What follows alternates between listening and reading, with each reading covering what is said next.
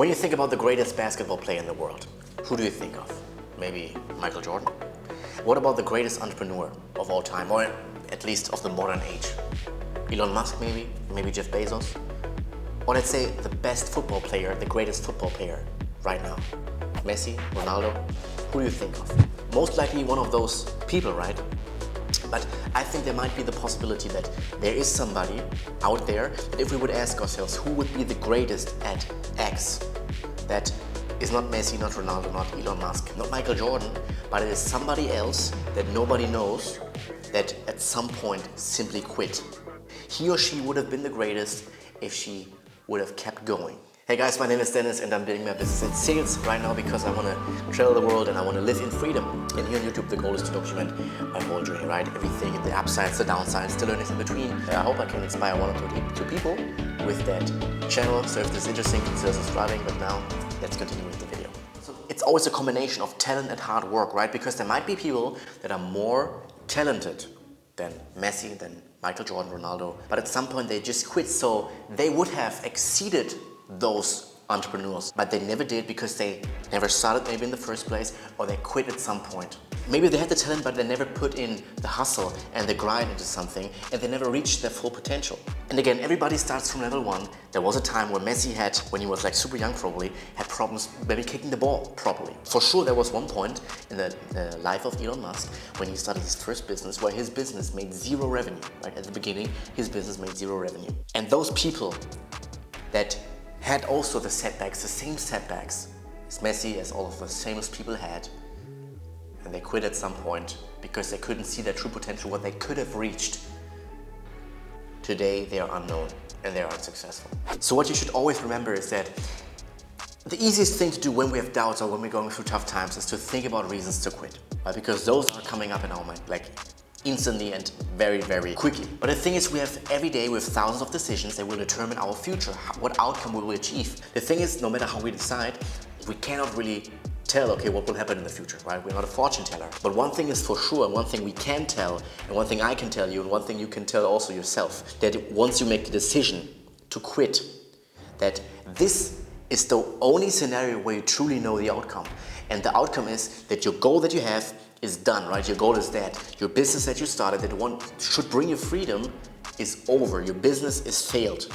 This is the thing that you know for sure. If you quit, the outcome is failure.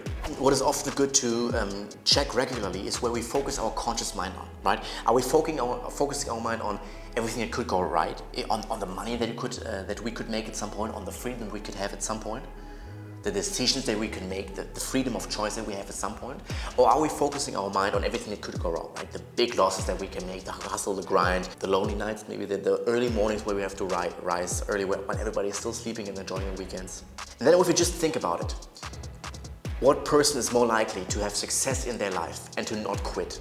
And to continue to not quit and thereby not say no to their business and no to their dreams. The person who focuses their mind on everything that could go right, or the person who focuses everything, or their conscious mind, on everything that could go wrong. If we neglect law of attraction, if we not even think about law of attraction, just who's more likely to continue and who's more likely to have success? Of course, it's the person who's focusing on everything that could go right, on the positive. And everybody knows that, if we just think about it consciously, but still 99% of the people, they always focus on everything that could go wrong. Okay, now and here are 4 reasons, and now here are some reasons why we should not give up and never quit. If you're on the edge of quitting, this is for you. The first thing is, if we quit now, you will never know what your true potential would have truly been, right? Could you have achieved in your life if you just stick through it? The millions, the billions, maybe, I don't know, the great life. This could be yours if you don't quit. And I heard an interesting saying that is, which is the richest place in the world? The richest place in the world is the graveyard, because in the graveyard there are buried all the hopes, the dreams, and the millions that never have been made because the people quit at some point because they gave up. Number 2, which is also very powerful, is that we remind ourselves why we started in the first place. Because what often happens is, what I realized, we start something because there's some pain, right? We start something from a pain, we want to go away from something, maybe a lack of money, maybe a lack of confidence, maybe we were overweight, and this is why we started some dream we had some fitness dreams, some fitness goals. As we go along with the journey, we get complacent because we have some types of results, but not like the really big breakthrough yet. but it seems to get more comfortable. Why did we start in the first place? What motivated us in the first place? And try to let this motivate us again. Something like this will never happen again. I will not settle for mediocrity. I will have greatness in this area. It might be that your parents never believed in you. It might be that you never had like good money when you grew up and you want to change this for your future children. It might be that you were like in bad physical condition, like in poor health conditions, like overweight, and you want to fix this and you want to have peak health, great health. Number 3 is what sometimes is also good, to think about the people that want to see you fail, right? And giving up equals failing in our context or in general in success. It's not the people that are like, that don't know you, that have like nothing to do with you, that think, okay, this person, I hope he fails. It's often the people that are the closest to us. Like often it's just the friend, the social circle that we surround ourselves with. Because let's say, okay, you grew up in a social circle with 5 people and everybody is super average. They don't have a great body. They're making like an average income of $50,000 to $60,000 or euros a year.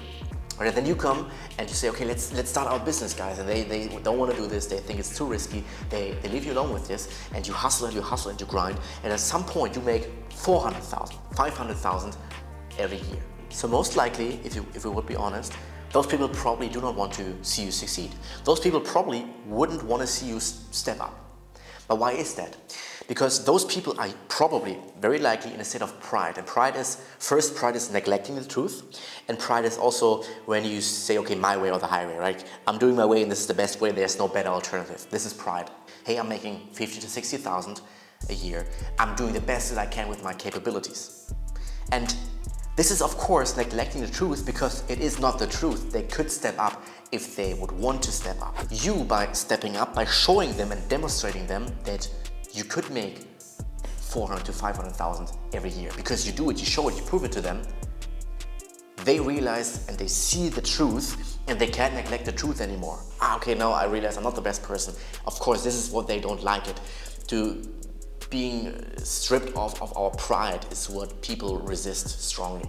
Because it means we are not as great as we thought we are in the first place, because it often thinks or has to do with low self-esteem, that we can't admit mistakes, we can't admit failures, we don't want to see failures. We don't want to see other people who are better than us because we think this says something about us. We shift our mind from that we always focus on the cost of what we need to put in, on all the money that we have to spend and all the grind and the hustle, the sweat and the tears that we have to put in. Focus and shift it from this cost to the cost of quitting, right? The cost that we have when we stop doing it. Because let's say the goal is to build like a huge business, a multi-million-dollar business. It's quitting at some point, we say, because it's too stressful, because you had too many setbacks, because you spent too much money and you lost too much money.